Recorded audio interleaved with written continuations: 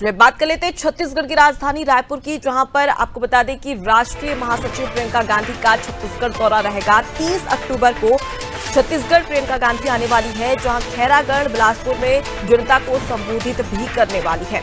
तो चुनाव के मद्देनजर खैरागढ़ बिलासपुर में जनसभा को संबोधित करती नजर आएगी प्रियंका गांधी, जहां 30 अक्टूबर यानी कि कल छत्तीसगढ़ का दौरा रहेगा।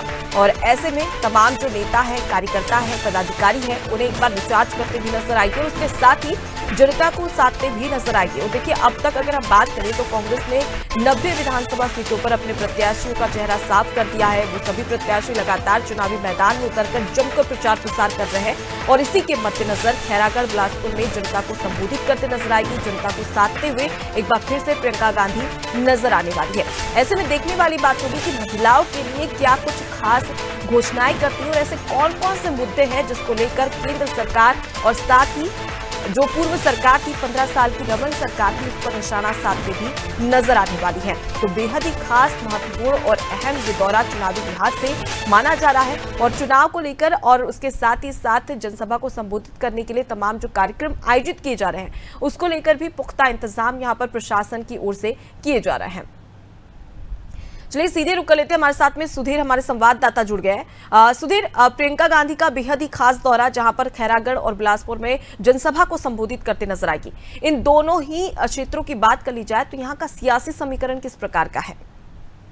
जी बिल्कुल, जिस तरीके से लगातार प्रदेश में जो आचार संहिता के बाद जो लगातार जो दौरे हैं वो तेज हो चुके हैं, क्योंकि बीते दिन हमने जिस तरीके से देखा कि राहुल गांधी द्वारा 2 दिवसीय दौरे पर हैं।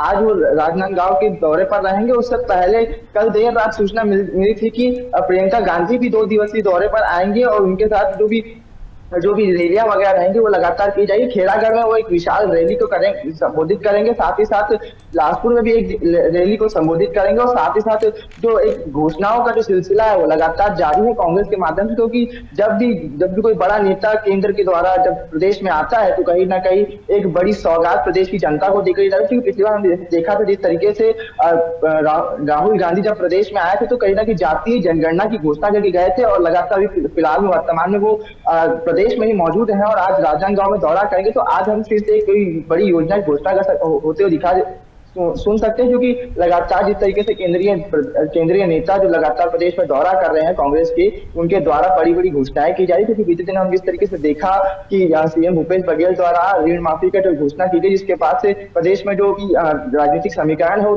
कहीं ना कहीं बिगड़ते नजर आ चुकी। कहीं ना कहीं हम मान सकते हैं कि ऋण माफी है जो पिछली बार एक बड़ा मुद्दा था चुनाव के समय, उसको लेकर भी कहीं ना कहीं सियासी गतिविधियां तेज हो गई थी और इस बार फिर से वो गतिविधियां तेज हो गई, क्योंकि एक बार फिर से सीएम भूपेश बघेल द्वारा घोषणा कर दी गई है। और रही बात प्रियंका गांधी जी के दौरे को लेकर के, तो कहीं ना कहीं एक बार फिर से महिलाओं को लेकर के एक बड़ी घोषणा कर सकते हैं, क्योंकि पिछली बार जब वो आई थी तो महिलाओं के लिए कुटीर व्यवसाय के लिए उन्होंने कहीं ना कहीं प्रयास किए थे और महिला सुरक्षा की भी उन्होंने बात की थी।